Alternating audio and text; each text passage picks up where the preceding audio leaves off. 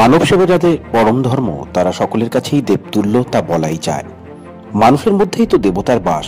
তাই মানুষের পাশে থেকে তাদের কষ্টের লাঘব করে কিছুটা হাসি ফোটাতে বরাবরই ভবানীপুর অভিষেক তাদের মানব সেবার কাজের নিদর্শন রেখেছে। এবারেও তার ব্যতিক্রম হলো না। রবিবার 14 জানুয়ারি অভিষেকের তরফে দক্ষিণ কলকাতার ডক্টর রাজেন্দ্র রোডে দুস্থ মানুষদের শীতবস্ত্র, কম্বল তুলে দেওয়া হয়। মোট 500 জনকে এই শীতবস্ত্র তুলে দেওয়ার প্রয়াসে প্রথম ধাপে মোট 250 জনকে তুলে দেওয়া হয় এদিন কম্বল। দ্বিতীয় ধাপে বাকিদের হাতে শীঘ্রই শীতবস্ত্র, কম্বল তুলে দেওয়া হবে বলে জানান সংস্থার সাধারণ সম্পাদক পার্থ সারথীনাথ। এই মহতি কাজে এদিন সামিল হয়েছিলেন সঙ্গীত শিল্পী শাহানা বক্সী সহ ধর্মেন্দ্র কুমার দাওয়া, তিমির বরণ রায়চৌধুরী, লবিনা খান, সারাফাত হোসেন, অরিন্দম ঘোষ প্রমুখ বিশিষ্টজনেরা। অনুষ্ঠানের সার্বিকভাবে যৌথ সহযোগিতায় ছিল সেট শ্রী সোহনলালজি, শ্রী চামজি দাগা চ্যারিটেবল ট্রাস্ট এবং open arms educational and charitable trust. এইভাবে এগিয়ে চলুক ভবানীপুর অভিষেক, এই শুভেচ্ছা রইল। এর সময় ব্ল্যাঙ্কেট ডিস্ট্রিবিউশন হয়। ভবানীপুর অভিষেক এই ধরনের সোশ্যাল ওয়ার্ক করেই থাকে এবং ওরা যে ধরনের কাজ করে তাতে সকল মানুষেরই তাদের পাশে আসা উচিত। আমিও মনে করি আমার তো সবসময় তাদের সঙ্গে থাকা উচিত। পার্থ যে উদ্যোগগুলো নেয়, এই উদ্যোগগুলো সকল মানুষের ভালোর জন্যই নেয়। সুতরাং এই ধরনের কাজ আরো যত হয় ততই ভালো। গানে গানে কি কিছু বলবে? আজকে আর গানে গানে কিছু বলবো না, তবে happy new year to everybody. সবার বছরটা খুব ভালো কাটুক। অভিষেক সম্বন্ধে কি বলবে? অভিষেকের নতুন বছর আরেকটা শুরু হলো, বলবো অনেক বেশি এগিয়ে চলুক অভিষেক। এটা প্রথমেই আমি বলি, আমরা যখন ফুটবল মাঠে যেতাম না, তখন 3 চেয়ার্স ফর পার্থ প্রথম বলে নি। আরেকবার বলি 3 চেয়ার্স ফর পার্থ। এমন সামাজিক কাজ পার্থ করে চলেছে, একটু আগে বৌদি বলে গেলেন, তারপরে আমার বলার মতন কিছু নেই। এই সমাজ কাজটা যাতে আমরা 2024-এ আরও বাড়িয়ে নিয়ে যেতে পারি, আমি সেভাবেই একটা চিন্তাভাবনা নিয়েছি এবং পার্থ সবসময় ডাকছে। এবং কদিন আগে এত বড় একটা প্রোগ্রাম করলো মহিলাদের, আজকে এই 500 লোকের শাল বিতরণ বা কম্বল বিতরণ, এটা সহজসিদ্ধ ব্যাপার নয়। তাই আমরা যেন সর্বদাই পার্থর পাশে থাকতে পারি, অভিষেকের পাশে থাকতে পারি এবং আমাদের যারা আছে, অরিন্দমও যথেষ্ট আমাদের সঙ্গে সহযোগিতা করে সর্বদা। তাই আমি সকলের শুভকামনা করে 2024-কে আবার সাধুবাদ জানাই। বলার এতে অনেক কিছু আছে, এটা শর্টে আমি এটাই বলতে চাই, এটা একটা আমাদের দায়িত্ব। আমরা যা পেয়েছি, আমি কেন, যেই পাক, যে অর্থ পাক, যে যাই নাম পাক, যাই পাক, আমরা পাচ্ছি সোসাইটি থেকে। আর প্রত্যেকটা লোক যে সোসাইটি থেকে পায় তার একটা উল্টো করা উচিত, যে সোসাইটিকে কিছুটা আমরা কন্ট্রিবিউট করতে পারি।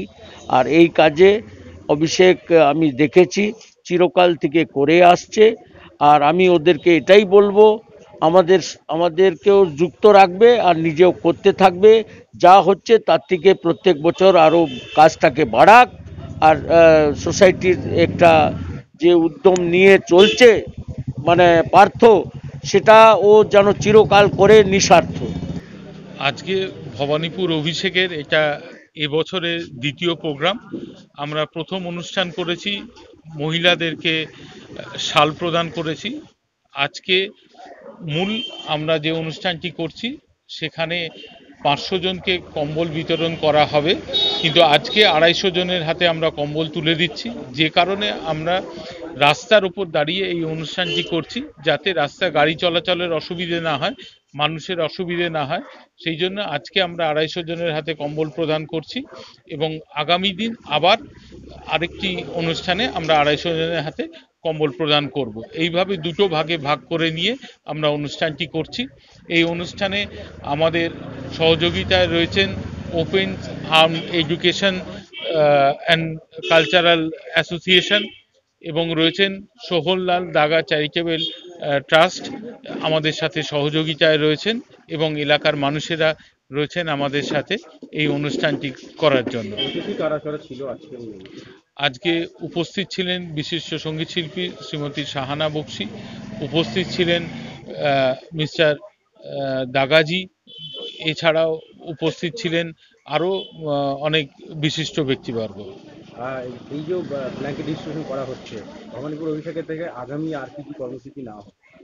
দেখুন, আগামী 23শে জানুয়ারি আমরা নেতাজি সুভাষচন্দ্র বসুর জন্মদিন উপলক্ষে একটি প্রভাত ফেরি, এবং এই অঞ্চলে আমরা এখান থেকে বেরিয়ে নেতাজি সুভাষচন্দ্র বসুর বাড়িতে গিয়ে তার যে মূর্তি রয়েছে সেখানে মাল্যদান অনুষ্ঠান করব। এছাড়া আমাদের এই অঞ্চলে বিভিন্ন জায়গায় নেতাজি সুভাষচন্দ্র বসুর মূর্তি স্থাপন করা রয়েছে, সেই সমস্ত মূর্তিতেও আমরা মাল্যদান করে তার প্রতি শ্রদ্ধা জ্ঞাপন করব। ভবানীপুর অভিষেক শুধু কি নিজেদের ওয়ার্ডে কাজ করছে না বাইরেও কাজ করা পরিকল্পনা? না, ভবানীপুর অভিষেক ইতিমধ্যেই আরও একটি ইউনিট তৈরি করেছে, যেটা বেহালা অঞ্চলে। সেখানে আপাতত 35 জন আমাদের সদস্য রয়েছেন, তাদের নিয়ে আরেকটি বেহালা ইউনিট তৈরি হয়েছে, সেখানেও আমাদের কাজকর্ম করি। আমাদের কাজকর্ম শুধু কলকাতা শহরের মধ্যে নয়, আমরা গ্রামেগঞ্জেও যাই। গত বছর আমরা একটা বৃক্ষরোপণ অনুষ্ঠান নিয়েছিলাম, সেই বৃক্ষরোপণ অনুষ্ঠান করার জন্য আমরা বিভিন্ন গ্রামে গেছি, সেখানে গিয়ে গাছ পুঁতেছি। শুধু তাই না, বস্ত্র বিতরণ অনুষ্ঠান এবং শীতবস্ত্র দেওয়ার যে অনুষ্ঠান, সেগুলোও আমরা পাথর প্রতিমা গ্রামে গিয়ে করে এসেছি। এছাড়াও আমাদের একটি অনাথ আশ্রম রয়েছে, যে অনাথ আশ্রমের সাথেও আমরা যুক্ত বলতে সেখানে ভলেন্টিয়ারই যুক্ত। সেখানেও আমরা তাদেরকে খাবারের বিভিন্ন সরঞ্জাম, মুড়ি, বিস্কুট, বাতাসা, যেগুলো তাদের প্রয়োজন হয়, চাল, এই ধরনের জিনিসও আমরা তাদেরকে বছরে 2বার করে পাঠিয়ে থাকি। আমাদের নানান অনুষ্ঠান চলে, তার মধ্যে এটাও একটা, প্রতি বছরের মতো এবছরও সেটা চলছে। এই নিয়ে নতুন করে আর আমাদের কিছু বলার নেই, তবে এইটুকুনি যে হ্যাঁ, একটা ভালো লাগা যে সকলে আমরা এই যে আমাদের পুরো টিম, আমরা তো ভবানীপুর অভিষেক একা হিসেবে কেউ না, আমরা সকলকে নিয়েই এই ভবানীপুর অভিষেক। তার নেতৃত্ব দিচ্ছেন পার্থসারথী নাথ, একজন কি বলবো, একজন নাবিকের দরকার পড়ে একটি জাহাজ চালাতে গেলে যেরকম, সেই রকমই একটা ইঞ্জিনের দরকার পড়ে একটা রেলকে এগিয়ে নিয়ে যাওয়ার জন্য, সেরকম উনি আমাদের ইঞ্জিন, আমরা তার বগি। আর তার সাথে সাথে আমরা সবাই চলেছি, সবাই আছি বলেই আমরা ভবানীপুর অভিষেক নিয়ে এতটা বছর, প্রায় আমাদের 35-36 বছর হয়ে গেল আমরা ভবানীপুর অভিষেকের সঙ্গে যুক্ত। এত বছর ধরে ভবানীপুর অভিষেক যে মানুষের পাশে থাকতে পারছে, চলতে পারছে, তার প্রধান কারণ আমার যেটা মনে হয়েছে এই আমাদের সংগঠন। আমরা সবাই একসঙ্গে আছি, সুখে দুঃখে, ভালো লাগা খারাপ লাগায়, সেটাই আমাদের ইউএসপি, এটা নিয়েই আমরা চলছি। ছোটরা আজকে ব্ল্যাঙ্কেট ডিস্ট্রিবিউশনে দেখলাম নিল, ছোটদের জন্য আলাদা করে কিছু ভাবছো ভবানীপুর অভিষেক? ছোটদের জন্য তো আমাদের সারা বছরই মানে আমাদের কর্মসূচি আছে, যেরকম আমাদের নাচের ক্লাস চলে, মেয়েদের জন্য ছোট ছোট বাচ্চারা এখানে নাচ শেখে। আমাদের আঁকার ক্লাস চলে, যেখানে ছোট ছোট বাচ্চারা আঁকা শেখে, এবং তাদের আঁকা নিয়ে সরস্বতী পুজোর সময় আমরা একটা প্রদর্শনীও করি, যে তাদের আঁকা ছবি আমরা এখানে টাঙাই। এছাড়াও ধরো যারা প্রতিবন্ধী, তাদেরকে নিয়েও আমাদের কর্মসূচি চলছে। ফুটবলও বাচ্চাদেরকে নিয়ে আমাদের ফুটবল খেলা হয়। বাবলুদা আছেন, বাবলু বণিক, উনি আমাদেরকে এই খেলায় খুব সহযোগিতা করেছেন এই ক্যাম্প চালিয়ে নিয়ে যেতে। এখনো জিনিসটা এগিয়ে চলছে আস্তে আস্তে। এই সকলের জন্যই আমাদের একসঙ্গে চলা, আর সকলের জন্যই আমাদের কর্মসূচি নেওয়া আছে। অনেকগুলো প্রোগ্রাম, জয়েন্ট প্রোগ্রাম হয় পার্থদার সাথে, যেন উইমেন্স নেশন বিল্ডার্স অ্যাওয়ার্ড যেটা উনি বলেছেন, সেই প্রোগ্রামও উনি আমাদের সাথেই যোগাযোগ ছিল।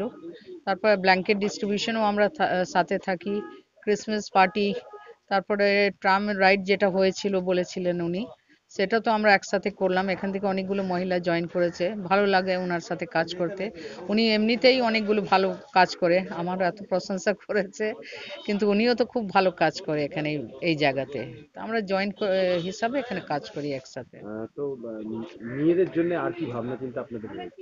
অ্যাসিস্ট্যান্ট নার্সেস ট্রেনিংও আমরা করাই, তারপরে ওদের মানে হসপিটাল কিংবা নার্সিং হোমে ট্রেনিং পিরিয়ড থাকে, তারপর ওদের জবের ব্যবস্থাও করি। কারণ খালি ট্রেনিং দিয়ে তো লাভ নেই, যতক্ষণ ওদের কোনো একটা চাকরি টাকরির ব্যবস্থা না করতে পারি, সেগুলো আমরা করে এই যে রাখি। অভিষেক এত কিছু কর্মকাণ্ড করছে, সেটা নিয়ে কি বলবো? আমরা দেখে খুবই ভালো লাগলো যে এখানে অনেকগুলো কাজ হয়, পার্থদা অনেকেই ভালো কাজ করছে, আর আমরা মিলেমিশে চাই যে এটা আমরা আরো টেনে আরো ভালো করে করতে পারি। অভিষেকের এটা সংগঠনটা, সংস্থাটা খুব ভালো, সারা বছরই মানুষের পাশে আছে। যেটা আমাদের রাজ্যের মুখ্যমন্ত্রী যে কথাগুলো বলেন, যে সবসময় যে ঝান্ডা এবং মিছিল মিটিং করতে হবে, স্লোগান দিতে হবে, তা না, গরিব মানুষের পাশে দাঁড়ানোটাই হচ্ছে আসল কাজ। আমরা যদি গরিব মানুষের পাশে থাকি, গরিব মানুষের কাজে লাগি, তাহলে সেটাই হচ্ছে সবচেয়ে বড় কাজ, মহৎ কাজ। এবং আমি এই সংস্থা এদেরকে আমি সব থেকে ভালো করে পার্থদা এবং অরিন্দম এদের এই গ্রুপটা সত্যি সারা বছর প্রত্যেকটা মানুষের, গরিব মানুষের পাশে, দুস্থ মানুষের পাশে দাঁড়ায়। প্রত্যেক বছরই, প্রত্যেক দিনই আপনি এদেরকে 365 দিন দেখবেন কোনো না কোনো প্রোগ্রাম ওনারা করছে মানুষের পাশে দাঁড়াবার, গরিব মানুষের পাশে। আর মিসেস খান্নার কথা তো আমরা শুনলামই, যে সত্যি খুব মানে আজকের এই সময়ে মহিলাদেরকে, যেহেতু রাজ্যের মুখ্যমন্ত্রী মহিলারা যেভাবে উজ্জীবিত হচ্ছে, মহিলাদেরকে যেভাবে সামনে আনা হচ্ছে, এটা সত্যি খুব প্রশংসনীয়। ব্যুরো রিপোর্ট, প্রিয় চিত্র সাথী নিউজ, কলকাতা।